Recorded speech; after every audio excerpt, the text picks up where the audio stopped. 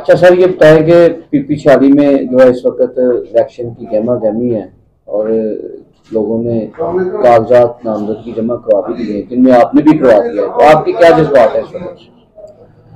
अल्हम्दुलिल्लाह रब्बिल आलमीन वस्सलामुन अला सय्यिदिल अंबिया वल मुरसलीन। जी, इंशाअल्लाह इलेक्शन पीपी 46 में हो रहा है और इसमें मैं भरपूर हिस्सा लूंगा। मैंने अपने कागजात जमा करवाए हैं। मेरा तल्लुक पाकिस्तान तहरीक इंसाफ के साथ है और मैं इस इलेक्शन में भरपूर हिस्सा लूंगा इंशाअल्लाह। अच्छा सर, दूसरी बात यह है कि एक अहम यहाँ पर क्लियर कट बात है कि सईद शाह और अवैस कासिम दो मजबूत कैंडिडेट हैं, जो हल्के में बात हो रही है कि ये इनका मुकाबला होगा। एक बात तो ये होगी। दूसरी बात, पीटीआई से 3 बंदे आ गए हैं।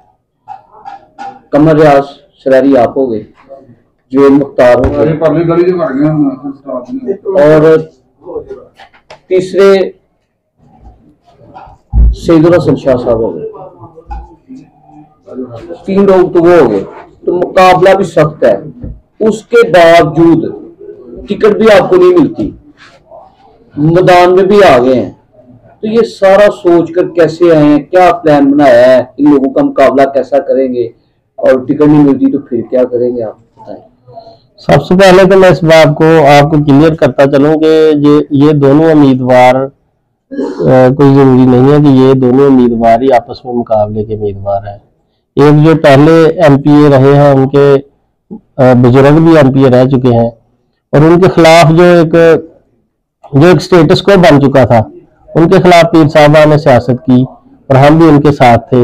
और वो हमारा वहां पे स्टांस और हमारा बयानिया ये था कि यहाँ पे झूठे पर्चों की सियासत होती है, यहाँ पे कब्जा माफिया की सियासत है और यहाँ पे सियासत है जनाब करप्शन की, और यहाँ पे सियासत है पटवारियों से लेन देन करने की, और यहाँ पे नौकरियों दर्जा चहारम की नौकरियों के लेन देन पे लोगों को गुलाम बनाया जाता है वहां की। और पीर साहब इन तमाम बातों के अगेंस्ट एक कंपेन चलाई और हम लोगों ने भी उनका साथ दिया और हम लोग समझते थे कि पीर साहब आएंगे तो तब्दीली आएगी।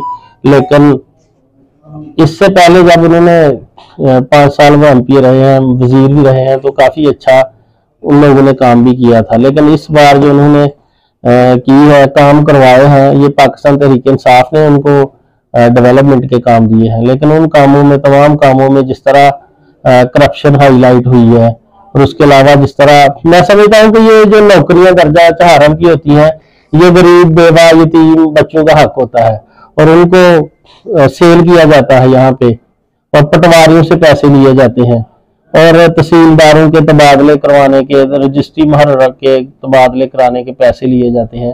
तो हम अब इनके साथ नहीं है, इनके साथ ये हमारा मौकफ नहीं है और हम साफ सुथरी सियासत जो करप्शन से पाक हो, जो इमरान खान का विजन है, हम उसके मुताबिक चलना चाहते हैं। नहीं, अगर आपको टिकट नहीं मिलता फिर क्या करेंगे? टिकट अगर नहीं मिलेगा तो जिस तरह लास्ट टाइम क़यादत ने टिकट उन लोगों को दी थी जो लोग नाअहल थे, जो नून लीग छोड़ के इधर आए थे कि जी खत्म नबूवत की के मामलात में छेड़खानी की है, तो अब हम पीटीआई में आ गए हैं। तो हम लोगों ने उस वक्त भी उनकी मुखालफत की और हमने एक आजाद कैंडिडेट को वोट दिया। अब इस दफा भी अगर वो इमरान खान या हमारी क़यादत जो है वो ऐसे बंदों को टिकट देगी, जो मैं बातें बताई हैं आपको, मैंने जो बातें बताई हैं, अगर वो इन लोगों को टिकट देगी तो मैं आजाद इलेक्शन लड़ूंगा, मैं इख्तलाफ करूंगा पार्टी के साथ और इंशाल्लाह भरपूर कैंपेन करूंगा। उन्होंने तो इलाके में काम के जाल बिछा दिए हैं, फिर सोबर हैं, मुदब्बर हैं और पीर खाना है, उनके मुरीद हैं, वो बड़े अच्छे जो है ना शख्सियत के मालिक हैं। तो फिर वो उन पे करप्शन किस तरह?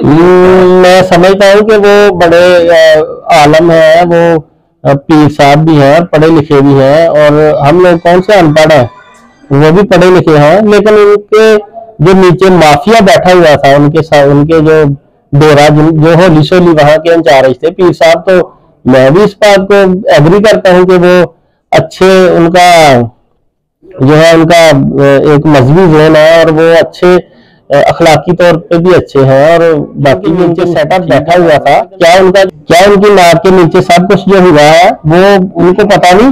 अगर उनको नहीं पता, वो समझते हैं कि वो एमपीए बन के असेंबली में चला जाते हैं, तो पीछे से जो मर्जी कोई करे तो फिर वो नारल शख्स है, हम उनको हरगिज़ वोट नहीं देंगे और ना सपोर्ट करेंगे। 100% उनके खिलाफ है।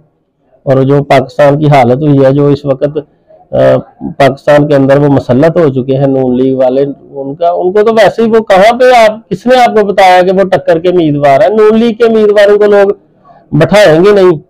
बस उनके जो पुराने धड़े हैं, जो उन लोगों ने पीर साहब ने काम भी करवाए हैं, ये डिग्री कॉलेज पहले अपने टेन्योर में बनवाए थे, 2, एक गर्ल्स डिग्री कॉलेज, एक बॉयज डिग्री कॉलेज, और उनकी सारी जद्दोजहद में हमारा हिस्सा है। और हम लोगों ने, जो हमारे साथी थे, जो हाफिज अकरम साहब थे, असगर भट्टी साहब और दूसरे चौधरी इफ्तिखार साहब, हम सब लोगों ने मिलकर उनको जितवाया था। उनके लिए हमने काम किया था रात दिन, और वो आजाद जीत कर पार्टी में गए थे। नहीं, लेकिन असगर भट्टी साहब का भी उनके साथ बड़ा अच्छा तल्लुक था, ये सारे मामला थे, उस हवाले से क्या कहते हैं?